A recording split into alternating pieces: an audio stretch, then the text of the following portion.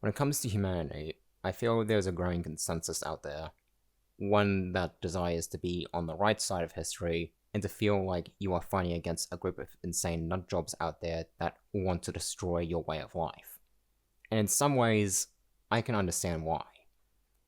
Historically, humanity has gone through constant battles against one another, the most famous examples being the first two world wars, where different countries from around the world were fighting each other, with World War I being started simply because a leader got assassinated, and it led to a very silly turn of events where the leader of said country declared war on one's country before that country got backed up by an ally. Then the ally for the other country came to back them up, and it was just dogpiled on and on until it led to what we now know as the First World War.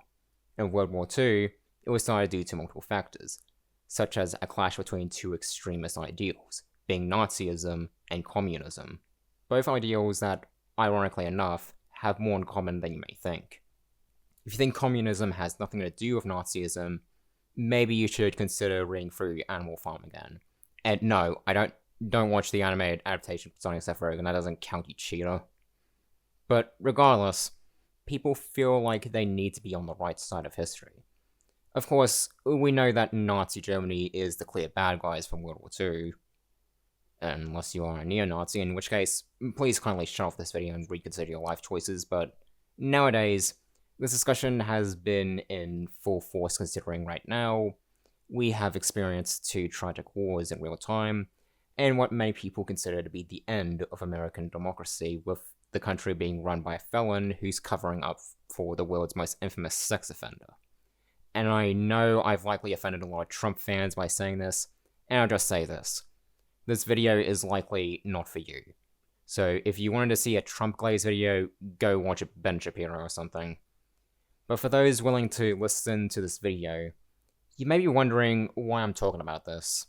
Well, there's a reason. People want to belong somewhere. People want to feel like they are morally in the right. They can be safe from being scrutinized, to be in a place where they can always feel like they're like-minded people. And I understand well why people want that. As a fellow gamer myself, I certainly felt a bit like an outcast, especially as a Nintendo fan. And some people do genuinely believe if they make a mistake, no matter how severe it is, they believe their life is truly over. And people who see that will believe that this person is irredeemable garbage. Well, I'm here to set the record straight. You aren't perfect. I'm not perfect. Nobody is perfect. Is that a bad thing? To me, it isn't.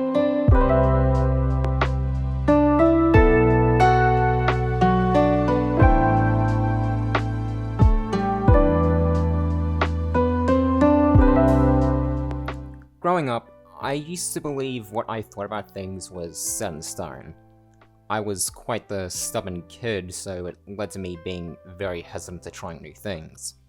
In a way, that is a trait I inherited from my mother, who is similar in that regard.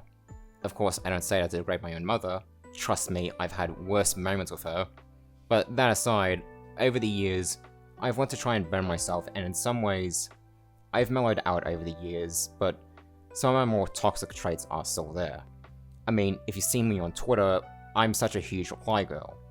I'll respond to almost anything that comes into my field of view that I feel I can have an opinion on, even if I end up making an ass out of myself. And sometimes I can get frustrated over things, such as somebody being an ass to me, or being disrespectful, or sometimes I can respond irrationally if I'm in a bad mood. But there's one thing I believe sets me apart from other people. I'm more than willing to admit my own character flaws when I'm in the right headspace to do so. I am aware of mistakes I've made. And to me, I feel that's just part of being human. Something that more people need to embrace, to me at least, is not acting like a baby for messing up or seeing somebody mess up. Look on Twitter when you see a mutual make a fuck up, you'll likely see somebody accuse them of being the worst thing imaginable. Of course, that doesn't mean we should never call out bad behavior or even worse things from a person. If that was the case, then people like EDP445 would still be around preying on cupcakes. All I ask is people just learn to have some sympathy for others. You can relate to other people if they go through a bad time, but just remember that you can't relate to everybody. I can't relate to everybody. It's impossible to relate to every person on Earth. I am my own person, and so are you. Do we need to be exact? No. Do we need to have the same opinions? No. Do we need to have the same core beliefs? No. Does that mean we should be enemies? No. When I ask for people who lose friendships over situations like having different opinions or different ideals is to have some form of sympathy. Just because you don't agree over something doesn't mean somebody wants to wish you harm. Of course, there's a lot of grey areas, but for me, how I look at things personally is, as long as you don't hurt yourself or others, you're fine. If you wish to degrade a human being or hurt a human being based on something you don't like about them, I feel you are taking things too far. The only kind of person I agree with degrading is somebody who was a fucking Nazi.